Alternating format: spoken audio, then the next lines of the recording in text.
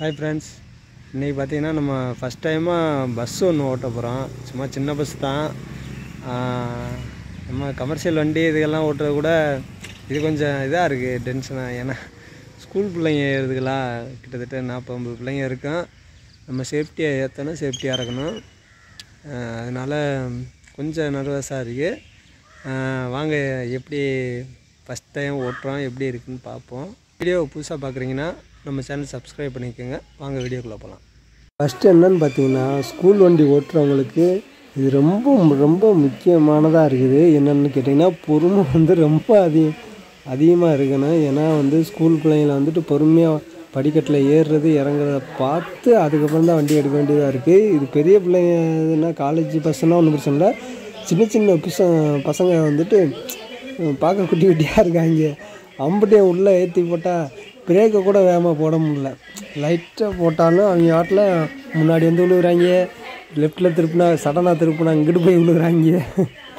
சின்ன பசங்க அவங்கள எதுவுமே சொல்ல முடியல. அந்த மாதிரி இருக்கிறப்ப நம்ம பொறுமையாக பிரேக் முதற்கொண்டு சடனாக போடக்கூடாது, பொறுமையாக போகிற மாதிரி இருக்குது. இது ஒரு நல்ல புது எக்ஸ்பீரியன்ஸாக இருந்துச்சு, நல்லா அவங்கள வச்சு ஓட்டுறது. நம்ம கமர்ஷியல் லோடு வண்டியை ஓட்டுறத காட்டிலும் இது ஒரு வித்தியாசமான அனுபவமாக இருந்துச்சு.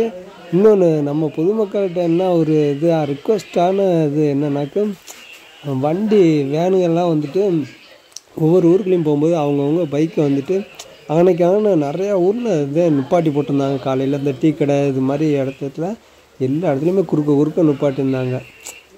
அவங்க அவங்க ஊர் அப்படிங்கிற கெத்தா இல்லை என்னான்னு சொல்கிறது, கெத்துன்னு நினச்சி அவங்க நிற்கிறாங்க. ஆனால் நம்ம மனசுக்குள்ள அவங்கள திட்டிக்கிட்டு போகிறோம். அந்த மாதிரி தான் இருக்குது. ஏன்னா என்ன வழி விட்டு நிற்கணும் எல்லாருமே. அது நம்ம யாராக இருந்தாலும் டிரைவருக்கு அது இன்ன வரைக்குமே கிடைக்க மாட்டேங்குது ஒரு மரியாதை. எப்படின்னு கேட்டிங்கன்னா, அவங்க மதித்து ஒரு வழி விடுவோங்கிறது சில பேர் இருக்காங்க. ஆனால் ஒவ்வொருத்தங்க அந்த மாதிரி நடக்கிறதில்ல. அந்த மாதிரி இது இன்னும் நடந்துகிட்ருக்கு. அதனால் கொஞ்சம் வண்டிகளுக்கு, ஸ்கூல் வண்டிகளுக்கு இதுகளுக்கெல்லாம் வழி விட்டு நில்லுங்க மக்கள்கிட்ட. அதுதான் ஒரு ரிக்வெஸ்ட்டு.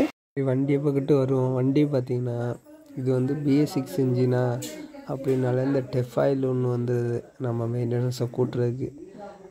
இன்னொன்று பார்த்திங்கன்னா, எலக்ட்ரானிக்கல்ஸு ஃபுல் இருக்கிறதுனால நமக்கு அந்த டைம் டிலே இருக்கத்தான் செய்யுது. இப்போ ஒரு ஆக்சிலேட்ரு எல்லா வண்டியிலையுமே அதுதான் வருது. இன்னும் அதே பழைய வண்டி கம்பேர் பண்ணாக்கு புது வண்டி அந்த பெர்ஃபார்மன்ஸ் டைமிங் டிலே இருக்க தான் செய்யுது. அந்த மதர் போர்டு இதெல்லாம் போய் அந்த ஃபங்க்ஷன் ஆகி வர்றது இதெல்லாம் தேவையே இல்லை. கம்பெனி பார்த்தா அதெல்லாம் நம்ம ரிக்வஸ்ட் மாதிரி தான். என்னன்னாக்கா, ஏன் அந்த ஆக்சிலேட்டர் கேபிள்லாம் எலக்ட்ரானிக்கல்லையே கொடுத்துருக்காங்க, வயர் பேட்லேயே. அந்த நான் முதிக்கிற டைமிங்க்கு அந்த ரேஸ் ஆகி போகிற டைமிங் டிலே இருக்க தான் செய்யுது. இது புது வண்டிலேயே இருக்குது. இதில் வேறு என்ன ப்ளஸ் பாயிண்ட்னா, பிரேக்கில் எல்லாம் ABS பிரேக்கு கொடுத்துருக்காங்க. நல்லா பிரேக்கில் எல்லாம் இருக்குது. அப்புறம் பார்த்திங்கன்னா, வண்டி பவர் ஸ்டேரிங்கு இதெல்லாம் பேசிக்காக வர்றது தான். இதெல்லாம் நல்லாயிருக்கு. அப்புறம் சிட்டிக்குள்ளே ஓட்டுறதுக்கு, அப்புறம் இந்த கிராமத்துக்குள்ளே ஓட்டுறதுக்கு இது கொஞ்சம் பெட்டராக இருக்குது. சடனாக திருப்ப முடியுது, வைக்க முடியுது. அதனால் இது கொஞ்சம் நல்லதாக இருக்குது. ஸ்பீடு ஓரளவுக்கு போகுது, நல்லாயிருக்கு. இன்னொன்று பார்த்திங்கன்னா ப்ளஸ் பாயிண்ட்னா, நம்ம கொஞ்சம் கமர்ஷியல் வண்டினா பள்ளமேட்டில் கொஞ்சம் மெதுவாக போகணும், இல்லைன்னா டம்முன்னு விழுவேன். இதில் அந்த அளவுக்கு காரு இதுகளில் போனால் கூட எந்த அளவுக்கு சஸ்பென்ஷன் இருக்குமோ அந்த மாதிரி தான் இதில் இருக்குது. இதில் ஒரு சின்ன பிள்ளைங்க ஒரு 30 பிள்ளைங்கள்லேருந்து ஒரு 50 பிள்ளைங்க உட்காரலான்னு வச்சுக்கோங்களேன். அந்த மாதிரி இருக்குது. ஒரு 17 அடி அந்த ரேஞ்சு வரும்னு நினைக்கிறேன். அவ்வளோதான் இருக்கும் மொத்தத்தில் டோட்டலே. அந்தளவுக்கு ஓவர் லென்த்துலாம் சொல்ல முடியாது. வண்டி ஓட்டுறதுக்கெல்லாம் நல்லா இருக்குது. அதாவது நம்ம ஓட்டுறதுக்கு உட்கார்றதுக்கு இந்த மாதிரி ஸ்பெசிஃபிகேஷனும் அதிகப்படுத்துகிறாங்க. அது போக மெயின்டெனன்ஸு அந்த மாதிரி அதிகப்படுத்துகிறாங்க. ஒரு சின்ன வேலைனாலும் நம்ம கம்பெனிக்கு தான் போகணும். அந்த மாதிரி தான் இருக்குது சொல்லப்போனால். இதில் வண்டி எப்படி ஸ்டார்ட் பண்ணுறதுன்னு பார்த்துருவாங்க. இது பேட்டரியை கனெக்ட் பண்ணுறதுக்கு ஒரு சுவிட்ச் கொடுத்துருக்காங்க ரெட் கலரில். அது தனியாக ஆன் பண்ணிக்கணும். அடுத்து சாவியை போட்டு அதுக்கப்புறம் ஏர் பிரேக் தான் இதெல்லாம். அதனால் ஹேண்ட் பிரேக் எடுத்துக்கிறோம். ஏரில் தூக்கி விட்டோமாக்கும் அந்த ரிலீஸ் ஆகிரும். அடுத்து இது ஒவ்வொன்றுக்கும் ஒரு சுவிட்ச் கொடுத்துருக்காங்க. ஃப்ரண்ட்டு பேக் 2 கேமரா கொடுத்துருக்காங்க. அதுக்கு தனியாக டிஸ்பிளே. இது ஒரு நல்லதாக இருக்குது. ஏன்னா ஸ்கூல் பிள்ளைகளை ஏற்றுறது ரிவர்ஸ் பார்க்க முக்கியமாக தேவை.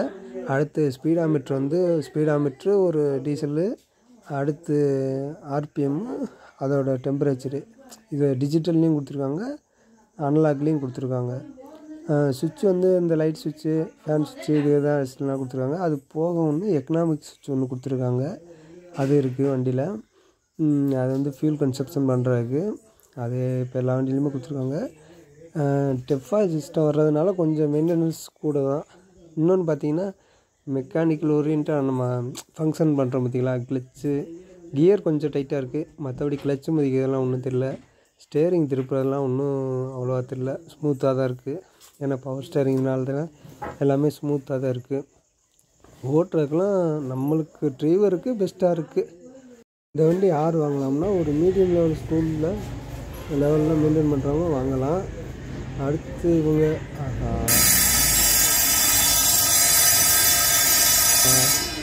ஐயோ ஸ்கூல் பெல் அடிச்சிட்டாங்க. இதுக்கு மேலே நம்ம எதுவும் பேசக்கூடாது.